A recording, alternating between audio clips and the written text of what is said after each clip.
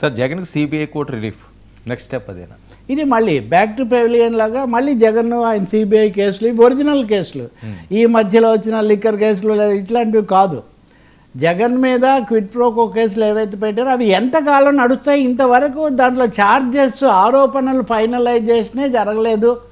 ఆరోపణలు ఫైనల్ అయిన తర్వాత దేంట్లో నిందితులు ఎవరు చెప్పిన తర్వాత విచారణ జరగాలి. ఇంతవరకు అదే తేల్చలేదు కదా అని 1-4 సార్లు సుప్రీంకోర్టులో కూడా ఇది చర్చకు వచ్చాక ఏడాది లోపల తేలుస్తామని ఇప్పటికీ ఒక 7-8 ఏళ్ళుగా వింటున్నాం. మరి ఏడాది లోపల తేలుస్తాం.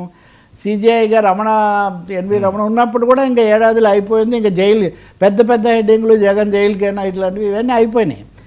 కానీ ఇప్పటికి కూడా అది ఆ దశలోనే ఉంది.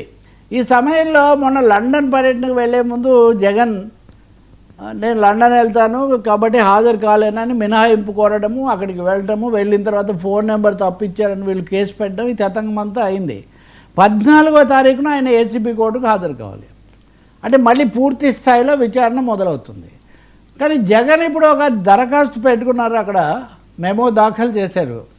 నేను హాజరు కావాలంటే కనుక చాలా భద్రతా ఏర్పాట్లు ఇవన్నీ జరగాలి, చాలా పబ్లిక్ కూడా చాలా ఇన్కన్వీనియన్స్, ప్రభుత్వ యంత్రాంగం మీద కూడా చాలా భారం, కాబట్టి నేను హాజరు కాకుండా నాకు మినహాయింపు ఇవ్వండి, ఎప్పుడైనా తప్పనిసరిగా అవసరం అంటే అప్పుడు వస్తాను నేను అని ఆయన ఇప్పుడు ఒక కొత్త దరఖాస్తు పెట్టుకున్నాడు.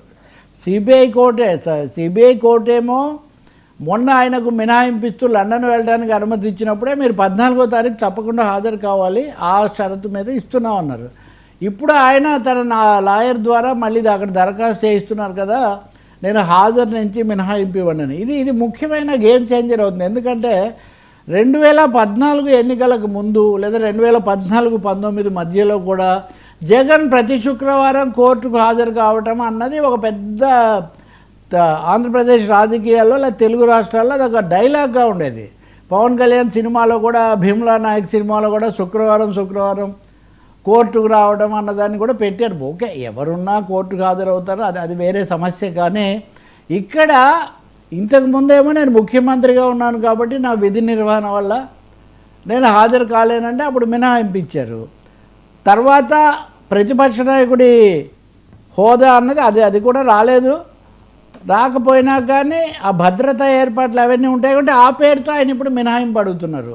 బహుశా న్యాయస్థానం మినహాయింపు ఇవ్వొద్దని ప్రభుత్వం తరఫున బలంగా, సిబిఐ తరఫున బలంగా వాదిస్తున్నారు.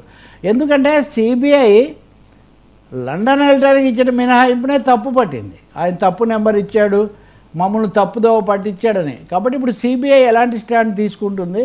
మూడవది ఒక పెద్ద ఇది కూడా ఉంది, పెద్దవాళ్ళు అయితే మటుకు వాళ్ళ మీద కేసులు ఉంటే హాజరు కాకుండా చేస్తే ఏం జరుగుతుందని.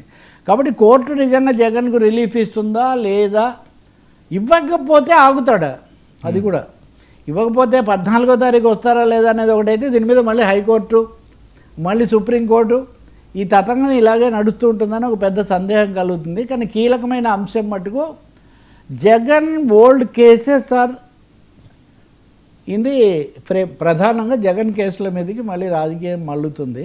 ఇక్కడ కొంతమంది అనుకోవచ్చు కూడా, ఏది కోర్టుకు వెళ్తేనే, ఆయన 2014కు ముందు కోర్టుకు వెళ్ళాడు, అయినా ప్రతిపక్ష నాయకుడు అయ్యాడు, తర్వాత ముఖ్యమంత్రి కూడా అయ్యాడు కదా. కాబట్టి కోర్టుకు వెళ్ళటం అన్నదానికి సెంటిమెంటల్ వాల్యూ, మీడియా వాల్యూ ఉన్నంతగా పొలిటికల్ వాల్యూ ఉంటుందా? ప్రజలైతే ఎంత తీసుకుంటే ఎందుకంటే 2 సార్లు ఎన్నుకున్నారు కదా, కాబట్టి చూడాలి మరి. But it is very interesting.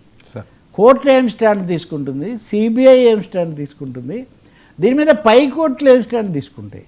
Supreme court దాకా కూడా వెళ్ళొచ్చు, వాళ్ళకి వనరులు ఉన్నాయి, లాయర్ల బలాలన్నీ ఉన్నాయి కాబట్టి. బట్ జగన్ కేసులు అనేవి చర్చలో నలుగుతాయి ఇక మీదట. ఇంతకాలంగా లేవు, కొంతకాలంగా అదే.